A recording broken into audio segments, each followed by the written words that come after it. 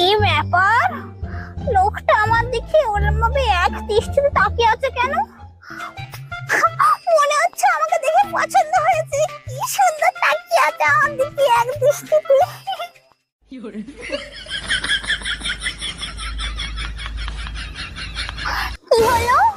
লোকটা কোনো রেসপন্স করছে না কেন?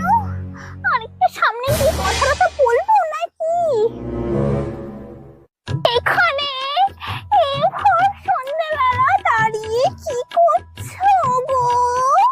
ও চম্পাকলি এসেছো? আমার না খুব টয়লেট পেয়েছে।